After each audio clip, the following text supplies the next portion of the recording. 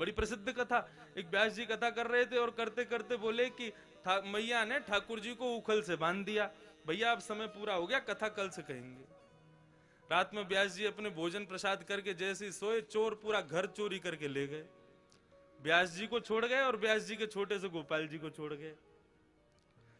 सुबह सुबह व्यास जी उठे, उठ करके जैसे ही देखा तो पूरे घर में कुछ बचा ही नहीं, बर्तन भी ले गए चोर।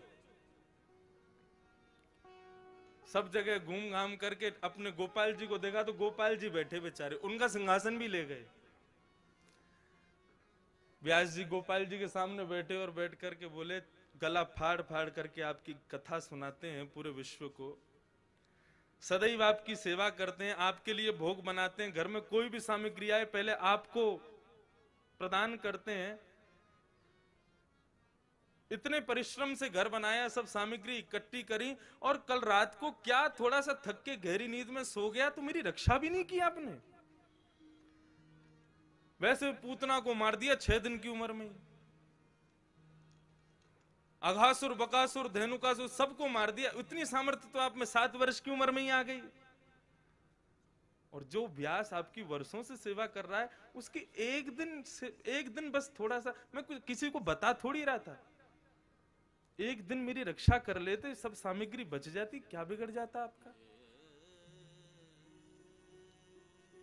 तो जब इस भाव से बात की, आपके भीतर चैतन्यता आ जाए, आप ठाकुर जी से बोलने लग जाओ, तो वास्तव में आपको लगेगा ठाकुर जी उत्तर दे रहे हैं।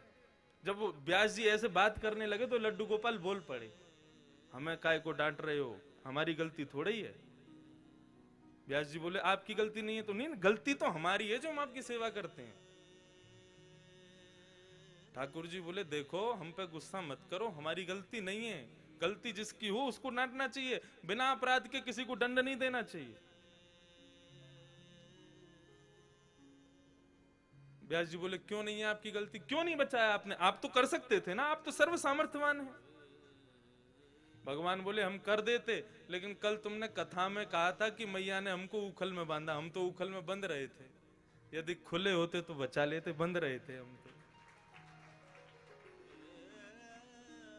कहने का अभिप्राय, व्यास जी ने गोद में ले लिया ठाकुर जी को, हृदय से लगा लिया। आपका भाव स्थापित हो, वो चैतन्य स्वरूप है। एक वैष्णव नवनीत प्रिया जी गोपाल जी की सेवा करता था, लेकिन उसके घर में इतनी दैन्यता थी कि एक बार का भोजन ही 3 बार में पाया जाता था, दोबारा बनाने की सामग्री नहीं इकट्ठी हो पाती थी। अब उसका कोई एक मित्र आया, वो पैसे वाला, उसने आकर के उससे कहा, और भाई सब ठीक? बोले, हाँ सब ठीक। बोले, तुम्हारा दिन सुधर गए कि नहीं? बोले, अब वैसे ही है भैया, क्या करें, एक समय रोटी बनती है, उसी से शाम तक का गुजारा होता है। बोले, अच्छा तुम पूजा वूजा करते हो क्या? बोले, हाँ। बोले, किसकी करते हो? बोले, गोपाल जी, नवनीत प्रिया जी, लड्डू गोपाल, इनकी पूजा करता हूं। हंसने लगा मित्र, इनकी सेवा करते हो? अरे ये भी बेचारे जब इनको पूतना मारने आई ना, स्तनों में विष लगा के, तो ये भी नेत्र बंद करके शंकर जी से मदद मांग रहे थे कि पूतना के स्तन के विष को तुम पी जाओ।